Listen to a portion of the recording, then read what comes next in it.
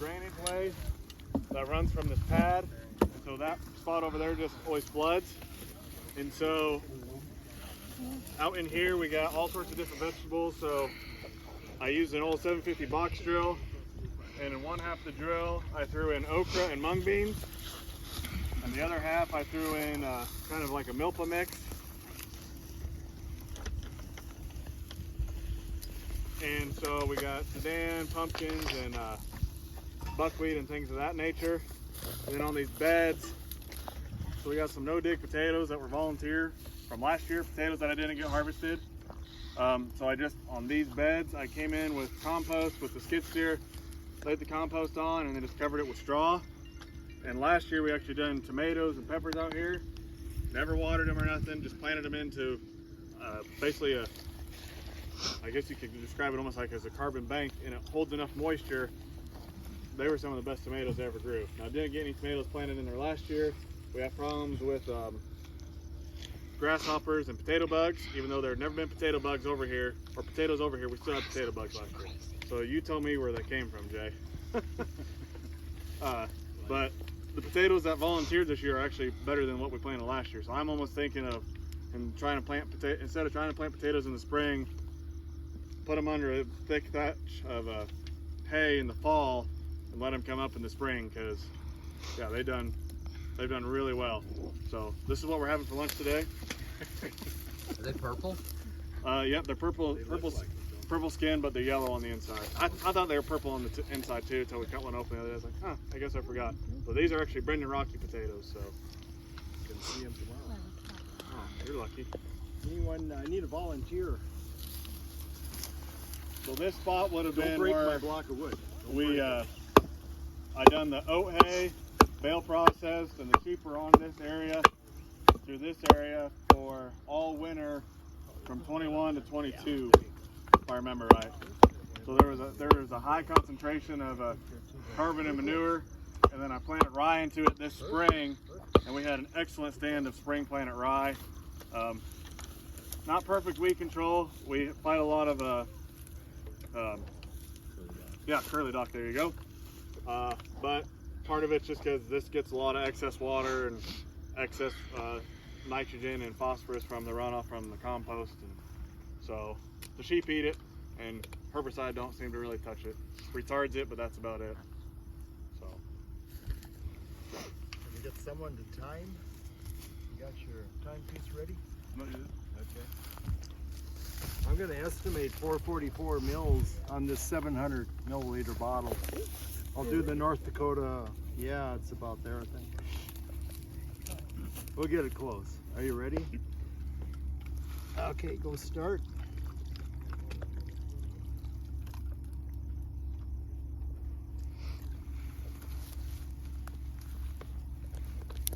So I didn't put any saran wrap in. I've got armor. So I got dead litter on the surface, so I'm good there. Poured it in. I'll get an indication. I planted the okra because my wife wants to pickle some, and I want to harvest it by hand for seed because I'm a tightwad and I don't want to pay $1.75 for cover crop seed. But I like okra because the sheep like okra, and it works like a sunflower as far as taproot goes.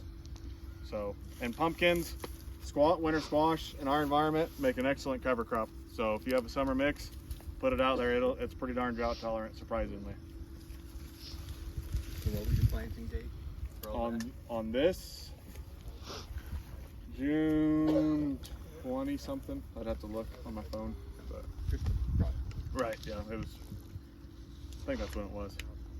And I tried planting some stuff in the beds. And stuff was there's still a few stuff, but I don't know if grasshoppers got it or just the wind and a little bit of hail we had on Saturday sheared a lot of the leaves off. So I just was parting a spot in the straw, tossing the seed in, and then covering it with, because it was super moist underneath, even though we'd been dry, and just put some compost, dry compost, wet compost on the top, and actually had pretty good germination rate.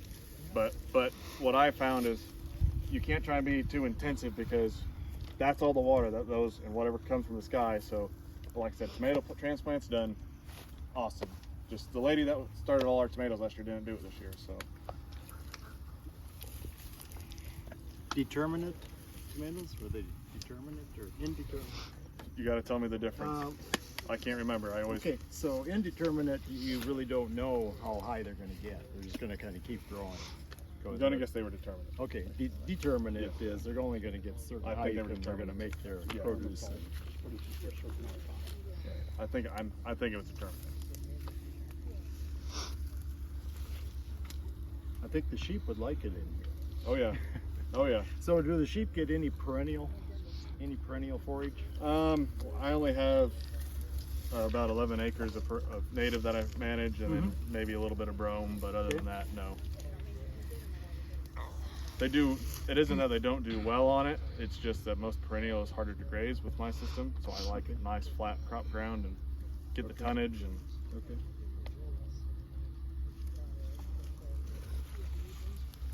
So when you pounded that in, when you're ready to call it, you'd need to move the residue aside a little bit.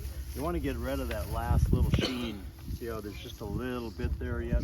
When that's gone, that's when I'd call it. I'd say that's pretty representative. It's getting really close. So.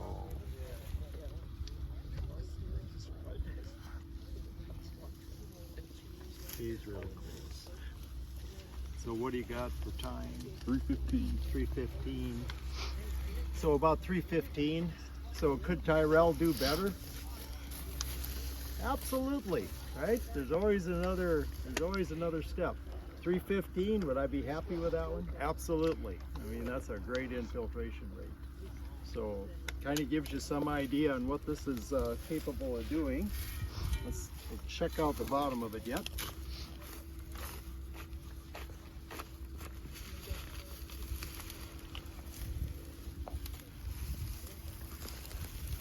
So, is it uniformly wet? Pretty close, huh? Pretty close. A little bit here, maybe it's kind of damp, but the rest of this has got pretty saturated throughout. So, yeah, it's fairly uniform all the way across. So, good indication. I've dug up a lot of these where maybe half or more of it is dry. And it came through wherever the macropores were or wherever the pore spaces were. So that's always kind of a good indication. It's a good start.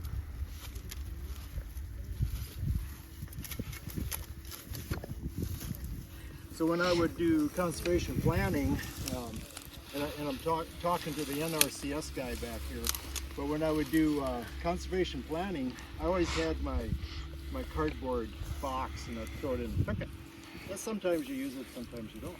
But if I did conservation planning with somebody, I'd record something on the field before we'd make a change on it. And I just put it in the assistance notes. And it's an indication. And then if I wrote it in the assistance notes, I'd do more than one.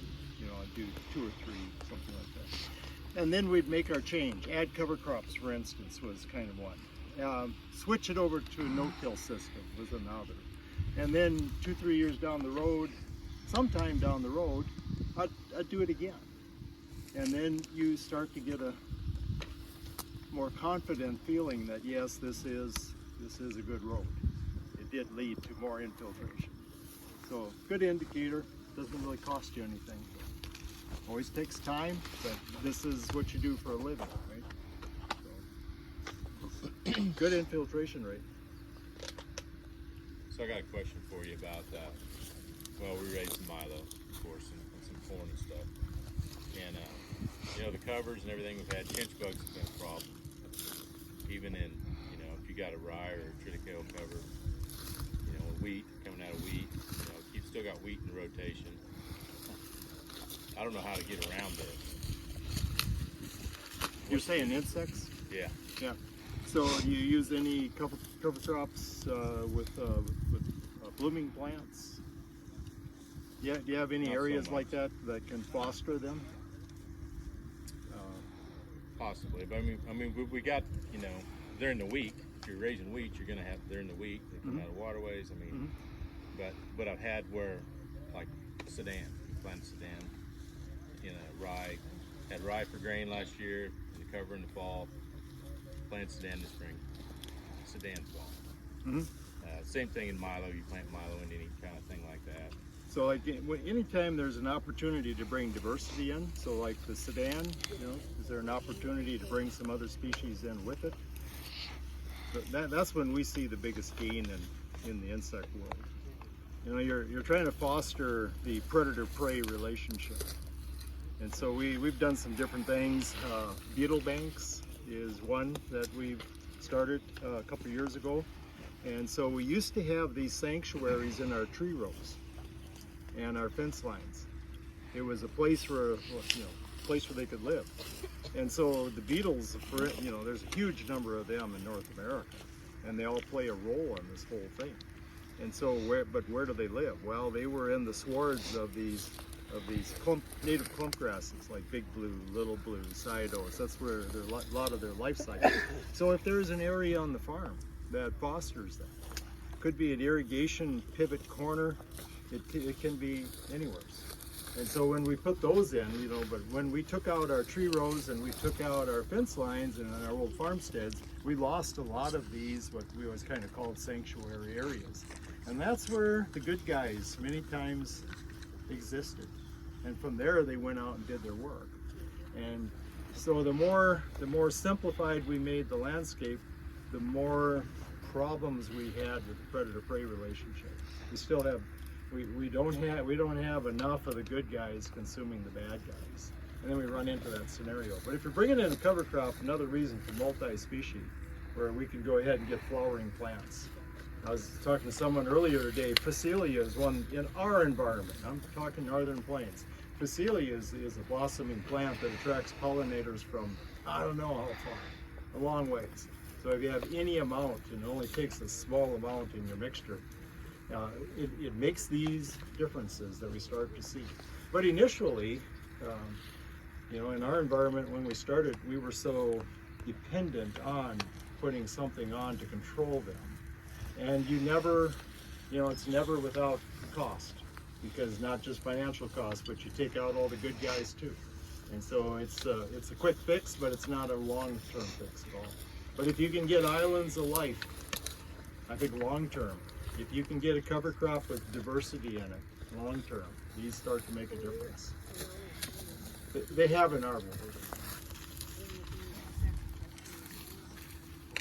Do the cover crops take care of it all, or do you truly need those perennial banks out there? I really think if you have perennial banks, you're in business, right? If you have them already, like you have native rangeland, like when we were yesterday on Cades, he's got ideal scenarios for beetles. Great environment. If you don't have that, then I think putting it on the landscape is huge. It doesn't have to be big areas. I'll show you some this afternoon, and they are impactful. What's your other option? You're going to go in with an insecticide, right? That's your other option, and they're all going to go. Did that for many years. I know exactly what you're saying, and I also know the transition isn't easy because you might not have the habitat yet. But once you get the habitat, you're going to be much more resilient. It's always food in a home. Food in a home. For all of it. So, Tyrel, what do you got going here? That's a squash or pumpkin root of some kind. I broke off the other one, but follow this one is. So this was growing like basically spread out. This root was. So that could be part of the reason why they're drought tolerant. Is if they're. You got quite a reach, right? Yeah, if they're spreading out that darn far.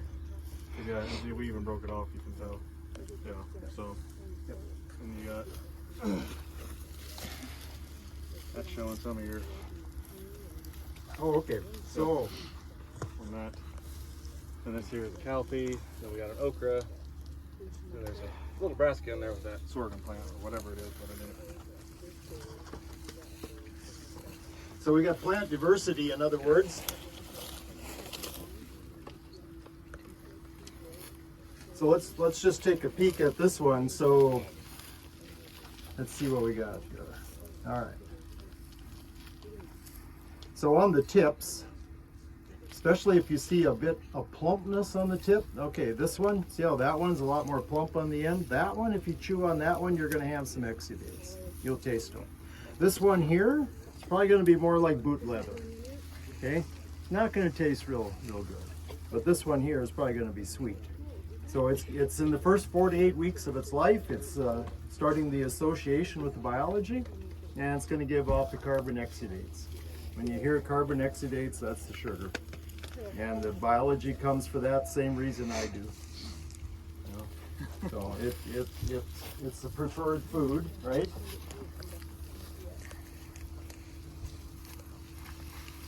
I don't know what Nebraska is. If it's a radish, it looks like a radish, but I don't remember radish being in the mix. Okay, that one just kind of jumps right out at you. And you can kind of see it on the tip. It's got just a little bit of a color on the tip, a little bit of a yellow tip. That one's nicely sugared up, okay? So when you do this in the field and nobody's looking, because the first time you do this, you don't want your friends watching you. So you go ahead and go ahead and nip those, but you're looking for those that with that plumpness, and if there's a little bit of yellow on the end of the tip, you're in business, right? This one here, that's the one that's really giving off exudates. And you can taste it. That's a lot better than reading about it. We all read about it in grade school, but it kind of went in and out. But when you taste it, you use a different sense, and then it tends to stay with you. Okay. So all these, the value of having all these different plants together is they all play a different role. Yeah. Taproot, fibrous root, they're all playing a different role. What do you got?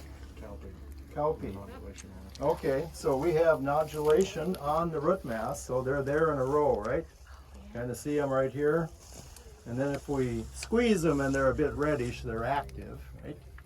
And so you probably, if you're used to having them in your soil, you probably don't even inoculate them anymore, but initially you would, right? At least we did. So when we moved into soybeans, we were having people put on soybean inoculant the year before it was going to go to soybean, because we never had them, right? So it takes, there's kind of an acclimation to them, right? So the first year, none of them yielded very well. Second year, they got onto that field, they did better, right? Because now their associations there. Yeah. So yeah, this one's got a lot of nodules on it. So all palatable, sheep or beef cattle, or either one or both. We got a little buckwheat blooming already. So buckwheat's always out of the gate first. So last winter I'm in someplace in Iowa, eastern Iowa, and there's a crop consultant there from, I want to say Wisconsin. And in his talk, he looks over at me and he says, I know you've said before when you have a multi-species cover crop that phosphorus levels, availability of phosphorus typically improves if you monitor and you're watching for it. It doesn't create phosphorus, but it makes phosphorus available. Well, and of course buckwheat's one of those plants in that mixture that makes a difference on that. And so the acids in the buckwheat help release from organic to inorganic. And then of course the association with the biology moves it to the plant. So I can see that in our long-term monitoring at Minokan Farm. We have adequate available phosphorus in our soils. So that's just an interesting scenario. Phosphorus in a way is almost easier than nitrogen.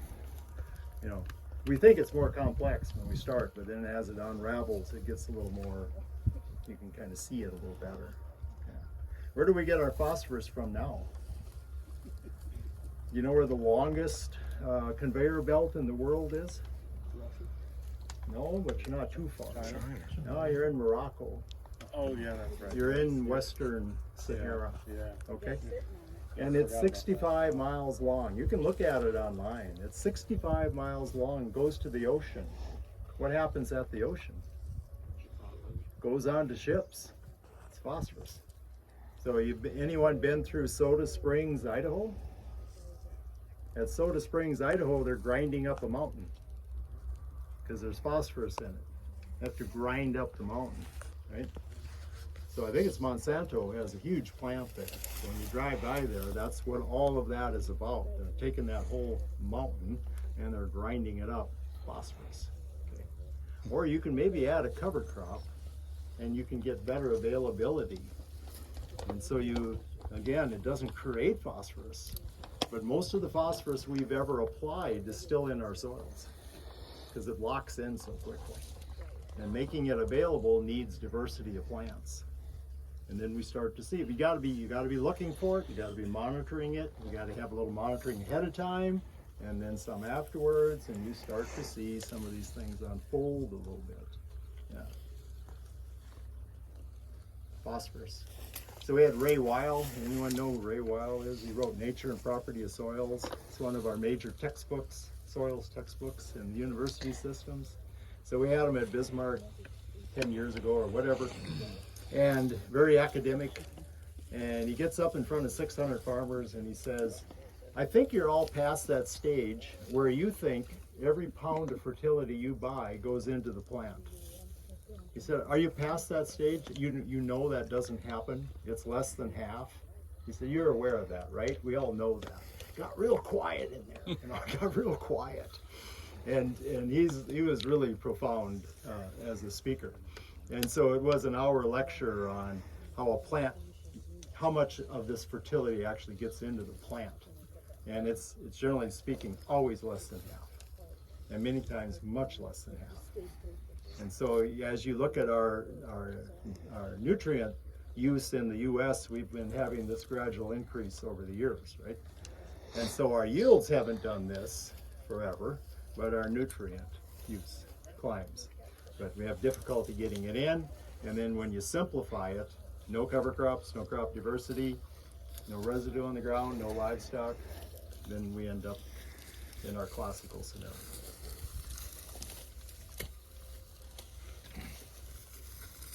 Starting to warm up.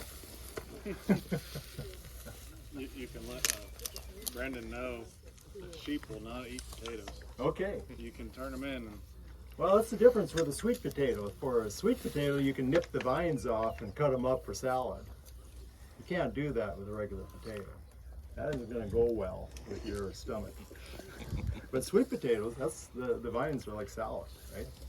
So we grow sweet potato at Minokan, and yeah, you can just cut them off and the vines just regrow. It's a great crop. Love it.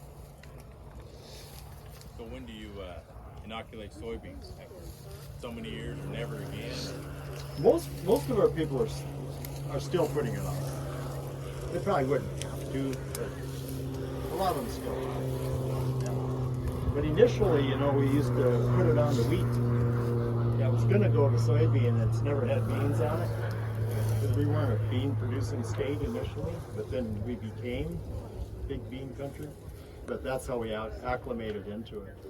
So we knew it was going to go to beans. We never had beans on. It's going to wheat this year. Inoculate the wheat with the inoculant for soybean, and away you go. Gave it more time, right? Because it isn't in there. So, yeah. But most of our producers are still inoculating. I think they look at it as cheap insurance. Maybe, I don't know. Oh yeah, that's what everybody's told. That's right. But in reality, I think it's all in the soil now. We've had them for years. Yeah. Yeah. Other questions? The plane was flying over when you answered his question. Could you repeat the gist of that? Oh, the question was, are we inoculating soybeans yet? And we are. Not all, but a lot of our producers still are. They probably wouldn't have to because we've had beans on those fields for a lot of years now. And occasionally we have beans on beans and sometimes on beans. We have that too.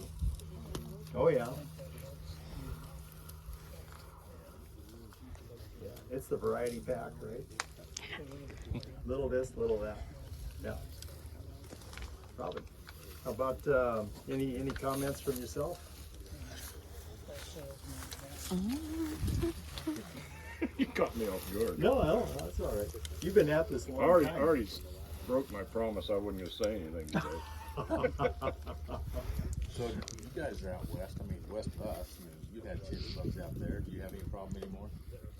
With what? Chitch bugs, milo or Oh, anything? yeah. You quit raising it. Yeah. They were around this year. They even got on the corn, the early corn. But he's right. If you create a habitat for the good insects, they'll be there. And they won't affect you near as much. But it's hard to deal with that flush out of the wheat stuff. I understand that. Well, it's different anymore. They're just different. They've changed. I mean, they've been there. I mean, they were gone for several years.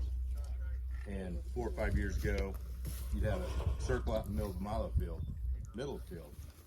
You go out there and inspect it. Well, it's all flat. Chinch bugs got in there, even late. And then 2 springs ago, I was driving across the mile field where I grazed cattle. One of the first nice days in the spring, you know, got the window open on the Ranger and things are hitting me in the face. And I stopped, finally to figure out what it was. It was chinch bugs, way early in the spring, and they overwintered out in there. It had been it wasn't a terrible hard winter, but you would have thought there wouldn't have been out there that bad yet then. I know a couple of years ago, I even had them on some corn, and it just turned the bottom of the stalk black. I mean, they were covered that thick. Yeah. And I took a picture of them. I sent them to my elevator guy or agronomist, and I said, "Is there anything I can do?" He said, "Yeah, I can go out and spray them 3 times a day. You might slow them down, or you can just let them go and have 3 rows." And that's about what they took, was 3 rows. Yeah, I've lost more than that. And I couldn't spray for that. Yeah. So. Well, south of Clay Center this year, wheat harvest, I mean, the combines are just covered. The header, everything. I mean, guys lost 2 plantings of milo and whole fields. Yeah, milo's a whole different. But yeah, cornfields, 6-8 rows just covered, like you're saying. Milo, they'll just keep marching across, basically. So. I had a question, Jay, since we're at a feedlot. Yeah, Waco. So my father-in-law had been no-till for over 20 years, and I've been helping him, but we added corn into our rotation, and we brought in manure from like a feedlot here, and applied lime. In some fields we ran it across and just left it, and the other ones we VT'd it into the top layer, and when we VT'd, I know we're releasing all that, but it seems like it's kind of a frowned upon to VT no-till ground. So how do I get around that? Because the one that we didn't work, it's streaked and the stands. With the lime? With the flying lime? We did the manure and lime right on top of that. Okay. And then VT'd, so it's all incorporated at the same time. Used vertical tillage, Yes, right? sir. Yeah. So you had more of a uniform impact after that, I would think. Yes. Right? Yeah, because you're going to have that mixing But effect. then it's like you're frowned upon for Yes. VT in that. Yeah. So what's the way around that? Yeah. So whatever the soil health principle is minimize disturbance. And so what can we do to minimize that? And so we try not to have any tillage in it, even the vertical tillage. We try not.